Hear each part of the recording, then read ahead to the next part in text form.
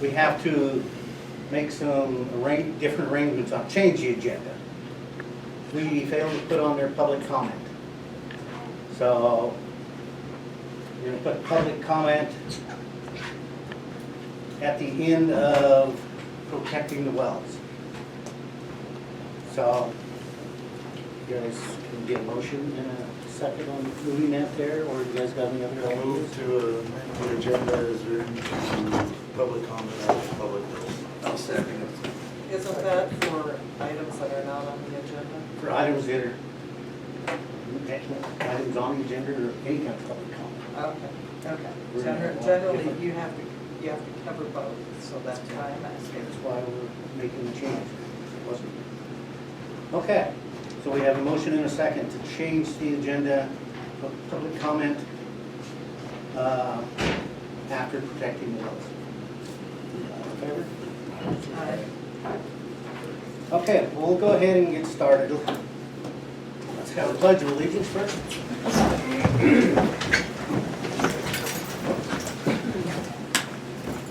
I pledge Allegiance to the flag of the United States of America and to the republic for which it stands, one nation, under God, indivisible, with liberty and justice for all. Sorry. Right out here, right? Okay, what this,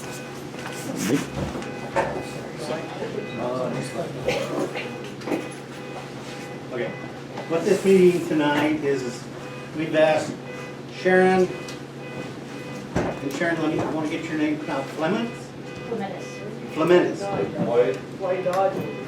She's from the Conservation District in the Stillwater District, and she's the one that's been working on this in conjunction with our County Commissioner, Scott Lane, and myself. And I'm glad that we've got these two people here that'll help us to kind of make sense of what this project is.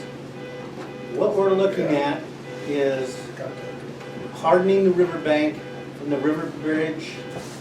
I believe it's past Magdalena's property, right in there. She has the maps and everything, so. We can start with that, so everybody has an idea of what the project is and kind of the scope of the project. Because it's a pretty good sized project. And I gotta thank these people for, they put in a lot of time and effort to get this done.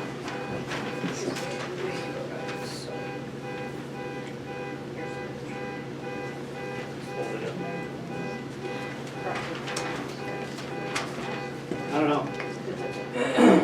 Well, it's kind of upside down. Well, North is this way, Yeah. so probably what you guys are familiar with. I just make the There's the bridge, so it's actually starting the hard surface about right there, and then going up to past Magdalena's, kind of where that old riprap used to be. To south from the bridge? Yeah, It's a white Dodge. yeah, does anybody have a white Dodge pickup? That's what they said, it's a white Dodge. No? That's what was going Huh. on. I've got a white GMC out there. Okay, so what we'll do is, Sharon, do you want to start off? And tell us a little bit about this project? It says Ram on the side of it, so I think that's a Dodge. Well, it used to be Dodge, it's Ram now, so. Not mine. On the other side of mine. Sorry. Okay, so we'll turn the time over to Sharon. Crew cab. With Scott's help. Yeah, sure. So I didn't bring enough for everybody, but I brought like 7, I No. think, of the design. So I don't know how you guys. Here's the bridge right here. You guys will just have to share a little bit. Yeah, well, that's right.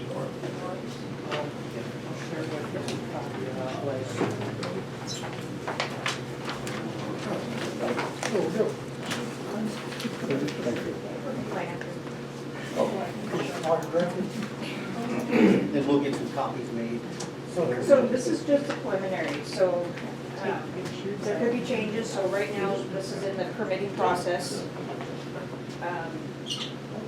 So, and you have the other documents there. This one? Oh, that one. This one. Oh, no, you know what? That's left the old. But there's changes now. So as they're kind of looking through some of that stuff, I can give you a brief synopsis of what the project is and the program. So after, we flooded in the summer of '22, the Natural Resource Conservation Service, NRCS, the office in Joliet, one of the federal programs they have is called EWP, or Emergency Watershed Protection. And they come in, it's a federal government project, they come in to these flooded areas and identify projects that they can help with that are immediate, property that's going to get destroyed.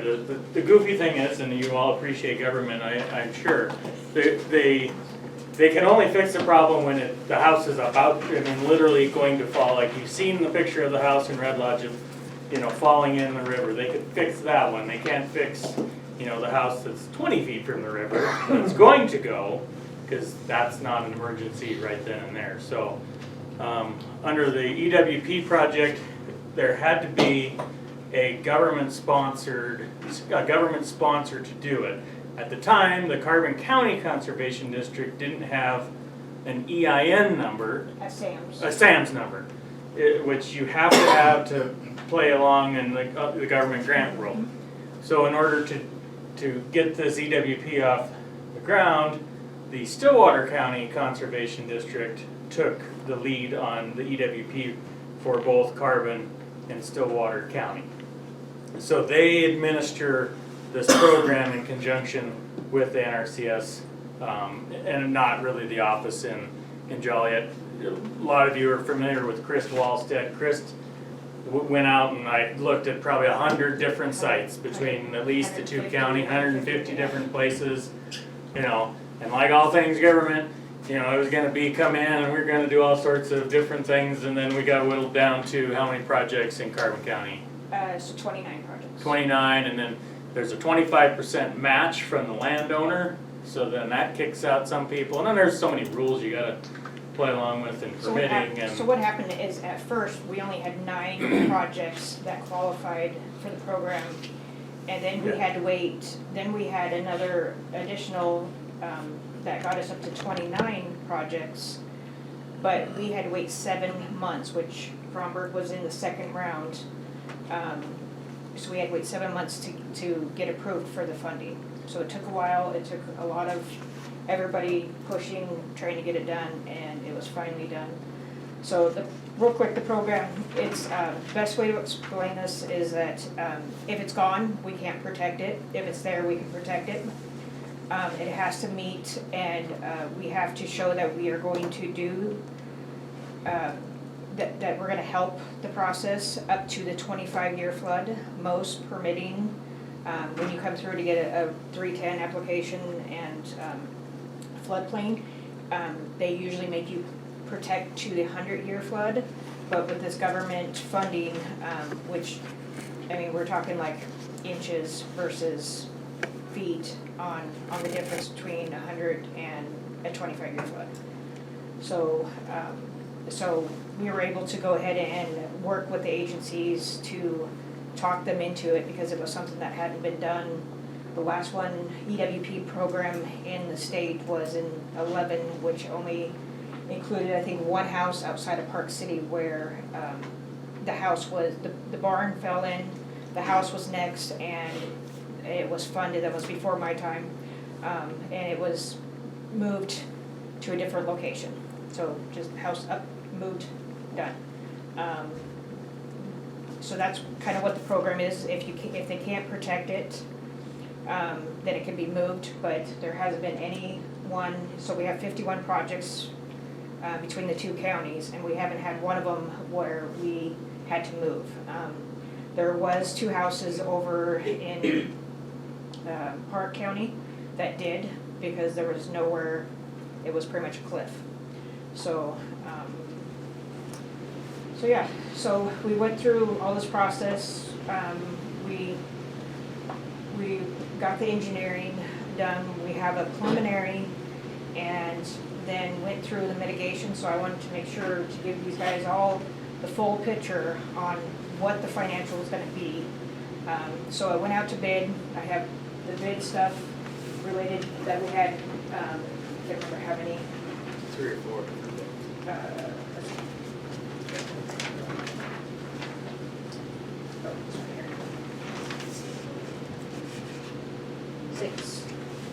Six contractors bid on the project based on it being a preliminary design. So because we won't make this into a final design until we get the permits from the agencies. So right now, I already have 3 permits. I'm waiting on one last one in mitigation. So yeah, I mean, the frustrating thing, I'm sure for you guys with all of it that you see is it takes so long. And Sharon brought up a good point. The only reason why this is even on the table is more money was allocated to EWP. They ran out of money, and then there was a government shutdown last November in 22 or whenever that was. And so we get to play Washington DC politics to try to, so, you know, good on whoever got us more money into EWP, but we did get more money into EWP, which now that puts this on the table. And, you know, so the objective is to try to help protect the city wells and the county bridge. And that's where the county got involved, is we could, as commissioners, we could justify that, you know, we need, eventually, if the river continues to keep doing what it potentially could do and head towards whatever street that is, I don't know the streets. In theory, it would, you know, could take out that road or take out the bridge. The likelihood is it's going to take out the road. The bridge can take just about anything, but the roads, so that's where the county got involved, because we know that the financial situation for Fromberg isn't, you know, spectacular, just like the counties or any other municipality. So that's where we got involved, and we're kind of at this point now where we have to decide, can we as a county justify doing this project? And that's kind of why we're here tonight, is to really show how much it's going to cost. And you know, I won't beat around the bush. I think the people that live in that stretch should have some skin in the game too. And that's what we're asking as a county, is we feel that to be responsible to all the 10,000, 11,000 other taxpayers in the county, we can't drop $200,000 on this project without better local support from the town or from the landowners. So that's what we're asking as a county. We talked as commissioners last week or Tuesday, and that's where we're at. So, so the bottom line number is, and this would be set in stone, that as soon as I have approval and we're ready, then a contract would be made. So the total amount for the project is $693,930. So out of that money, and I don't know if many people understand about mitigation with the Army Corps, but $112,000 of that is mitigation, just to do the project. That's not construction. Construction came in at $581 from the bids. It was projected into the 7 based on the engineering's cost estimate. So I think we did a really good job on being competitive and making this money stretch as far as possible. And I think that's been the case, and why we're able to allocate more money is because we've been able to make this money stretch as far as it can. I can't include any new projects. If a project was under bid, like this one, because the DSR, I can't remember what the DSR is our fund. Oh, I think it's on your paper right there.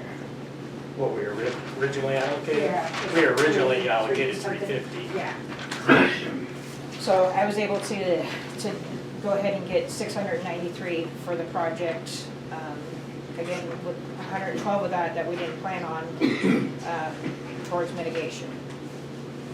So the mitigation fees are the real burr for me, And for everybody. It should be. It's essentially, there's no other way to put it in my mind other than a ransom, or maybe ransom isn't the right word, but they take the total feet of bank that you're wanting to do something with, and we're talking about 1,300 feet. So that's a long project. Most of the time, they want to keep everything under 300 feet. So with 1,300 feet, they say you're going to make an environmental impact XYZ. It's going to cost this much money to do this project, so then we can take that money and go preserve habitat or river somewhere else. And so there are mitigation bankers, this is how I understand it, that fund other conservation projects by taking money from a mitigation project like this and going and helping a river out somewhere else. Only government, I'm sorry, but only the federal government could come up with a plan like that, and it's non-negotiable. We cannot get out of the mitigation. We've negotiated the fee down. Yes. But we have to pay the mitigation cost. That's So they load this project so they can feed another one. Yeah, exactly. essentially, I mean, it's So they protect another project, so this money. essentially a stays- conservation easement. Yeah, so this go stays, somewhere this else. stays in the state though, and it is Yeah. assigned to the Upper Yellowstone. So that's the one good thing that I was happy about. This project we were discussing go from East River Bridge, East River Street Bridge, back to Magdalena's house. Essentially, it won't It's not- quite start at the bridge. It starts upstream from the bridge and then goes beyond Magdalena's. Do you have one? Yeah, I do. Okay. And I'm just saying this stuff out loud because Yeah. So there's a bigger map up here that has the landowners that I had printed out so that, hey, I would have something for tonight, so. So I mean, for me, I think, we have an opportunity to do something that frankly they've been talking about doing for a really long time, doing something with that bank in particular. We have the opportunity to use, roughly $500,000 to $600,000 of 500. $500,000 of 520. federal money. Yeah. And then perhaps, the county is we're in at 14,000 already, just in administration fees. And we're committed to doing the project, so I mean, we're gonna be, well over $100,000. I think if you ever want that stretch of river rip-wrapped or hard surface rip-wrapped, it's probably the best time to get it done. Sure. So this is the handouts. Okay, That's the handouts. that's construction, okay. Yeah. So, the numbers that the county, I have verbal commitment from the other two commissioners, we would contribute $132,000 to the project. We looked at trying to do an in-kind match with truck drivers and rock, and, that comes at a cost too, because we pull, 3, 4, 5 guys off to go haul rock for 2 weeks, none of your roads get plowed or graded, and then everybody's mad, so I felt more comfortable that we can use still some ARPA money from COVID, essentially, to help pay for, so in a way, it's all federal money. We could certainly use the $132,000 somewhere else, but that's the commitment I have from the other two commissioners, that we would contribute. What we're asking is there's a balance of basically $50,000 left. We would like that to come from somewhere else. And I think that's fair. that's what you're here after. That's what the county is asking. So, that's where we're at. And this has to be paid or we can't get the other money. So we can't get less, we have to have the full amount, because what happens is that money comes into the district, it gets into a restricted account for that 25% construction. Then construction happens, I get the bills, I submit it up to the government, and then they do a check for 75,000, or 75% of the bill. And then the contractor gets two checks, the 25% and the 75% to pay the bill. So we won't go into a contract, the district won't, unless we have commitment and the money, because we don't have that extra funds in the county. So- Yeah, some positive things, you know, also it's a Stillwater County contractor, the rock will be local from Edgar. You know, there is some good economics behind it there too. And, you know,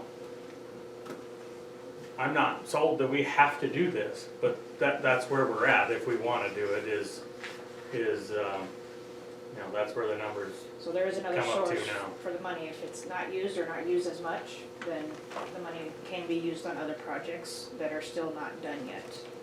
So, but I've reserved this money and added more to it in order to help try to get this done.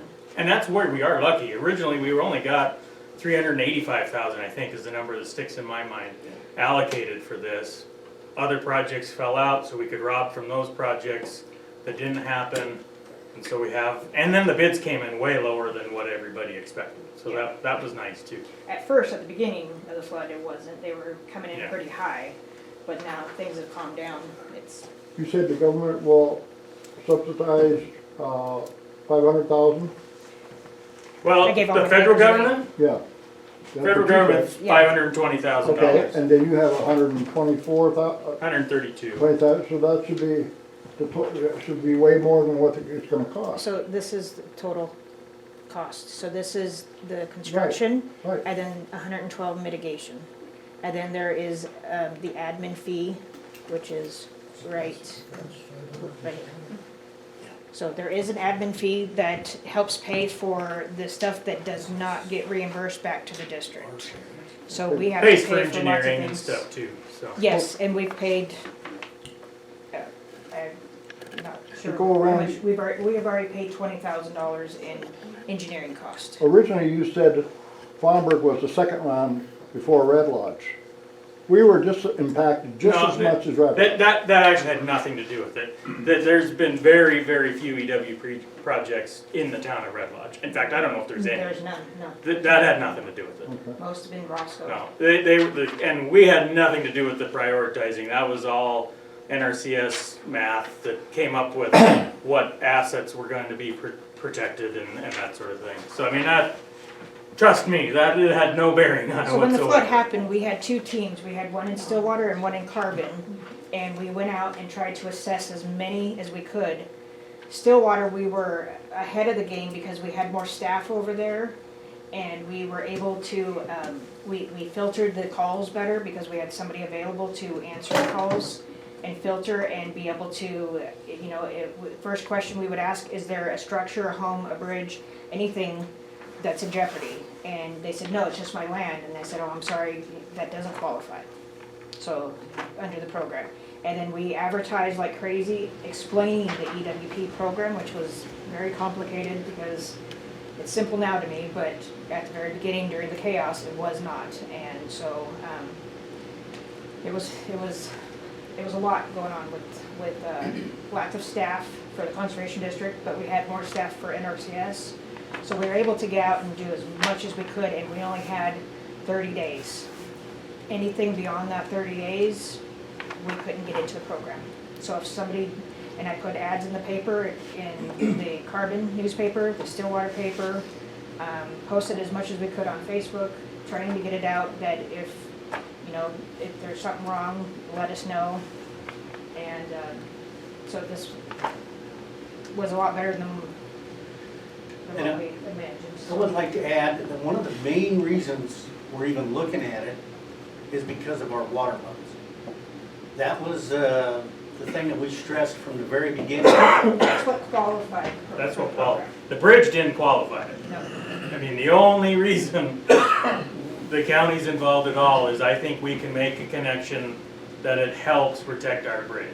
Yes. I think it's a stretch, to be really honest, to say that it's going to protect our bridge. It protects the roads, the bridge is expensive, there's no doubt about that. So my fight was to get, by calculating the homes that it would help, including the wells, that, and then what the wells do for the community, I was able to get it into the program, but then also then add more money to it. So, and if we had more money, we could add more money to it because it's worth the project. But we don't need any more. Because we got good bids. So, So what we're looking at then is the property owners that are affected along the edge of the river will need to come up with a share of this. So, and it doesn't matter to the district, as long we have the bottom line, the number, how it gets allocated, where the money comes from, doesn't matter to us, but know that if it's a landowner, that it is considered, by paying it into the district, it is a tax write-off. So, if you pay it into the county and the county pays us, then it's not, so. And partly why I feel pretty strongly that the landowners in the town need just some skin in the game, is so there's skin in the game. And, well, you didn't have my permission to do that, and it didn't work, or whatever. I mean, we sat at a public meeting, and, we moved that piddly amount of rock out of the river, it was quite a fight as it was to get that little bunch moved out of there, and, half of, some people thought it was a great deal, and other people didn't think it was a good deal. So, I'm not willing to spend $140,000 of Carbon County taxpayer money unless the landowners approve and are on board with it, because that would be pretty foolish, I think. So just averaging, even if it was $10,000, you can't get that kind of work to protect that property. No. So, I mean, I feel like it's a pretty good deal to help prevent further erosion for more land to be taken. The county's gonna be paying the 112,000, is that what you're trying to say? 132 is what, Yep, 132. I talked to the other. That's all they have, huh? They That's were, all that the county of Carbon County can do to help us out with that, so we don't have to, because, Well, I mean, wherever we take it from, we would take it from a different project. If you want more, it's taking it from another project. yeah. So it's Well, a couple of years ago, I 145. went online and looked at Carbon County, they had over $17 million. Well, So, no, I'm not trying to be stupid here, and but there's plenty of money in the county that could help us out, isn't there? Well, Other than just 100,000? I'm not really sure where you get the number for 17 million. Our annual budget. It was in the commissioner's logbook about what they had available to them. Well, in the 7 years I've been there, we've never had a $17 million balance. We have an annual budget of about $14 million. We tend to try to reserve, we can legally reserve 32%, and we're about 29%. So you do the math, we have in reserves somewhere between $3 and $4 million. But that's to make payroll for all the schools and all the county employees in between tax periods. So, And the 14 million is totally unavailable. well, okay, so we pay taxes twice a year, right? Right. So we get, let's just say, we get a chunk from the federal government in Yeah. PILT money, which is, about 1.2 million, let's just say $13 million. And gosh, please don't hold me to these exact numbers, but I'm talking really rough numbers. Okay. So we bring in $6.5 to $7 million a year, or twice a year in taxes. That's to get us from November to May for all the payrolls for the sheriff's department, public safety, roads, all of those things, and the schools and that sort of thing. So, including the district too. we haven't increased our reserves. We operate with basically a third of the budget I understand, I just sitting wanted there. to know. Pardon me? I just wanted to know. Yeah. So I mean, sure, I mean, in theory, we could pay for the whole thing, but we'd be robbing from another program. So then, when you want a deputy here, well, sorry, we spent it all on the river. You know, I mean, we could play that game too. That, well, let's cut a sheriff's deputy and we'll pay for more riprap. At some point, you have to make choices, and this is the choice we're willing to make. And I think, honestly, I think it's a pretty generous one. Yeah. So it's actually 145 that the county is willing to, because you've already. Oh, because we already paid paid 14,000. yeah. Yeah, so basically, we put in 145, or are willing to put in 145,000. Which is pretty good when you look at, what are we looking at for our portion of this? 50,000? 15.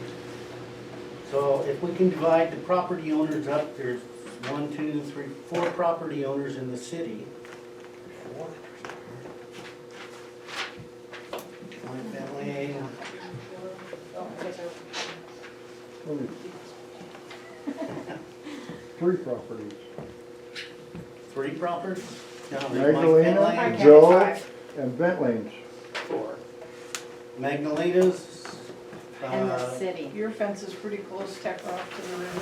Huh? Your fence is pretty close to the river now. yeah. Well, I'm about from, Getting a lot closer. But if anybody just wants to write a check for $50,000, you don't have to live on the river. But you could live anywhere and write that check. You have 30 days to complete this now? No. What We did had, so I got an extension, we did, the extension, or the original expiration date was December. So I got an extension, so we are good for construction and paying up until September of this year.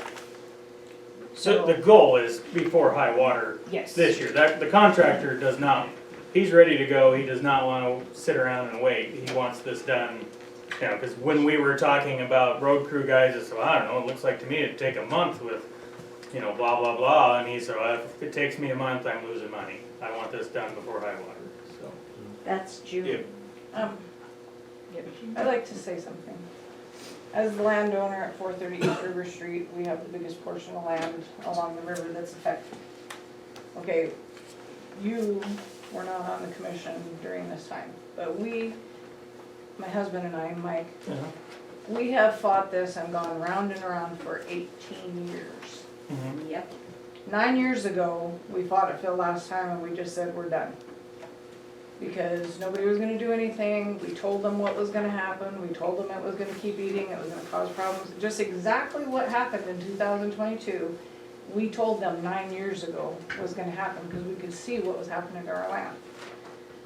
You say you have skin in the game. I don't have a problem paying some money, but you come to us in an economic time where inflation is at the worst that it's been, I probably understand. since close to the Great Depression. Mhm. And you want people to cough up $10,000 apiece, possibly? Where do you think people are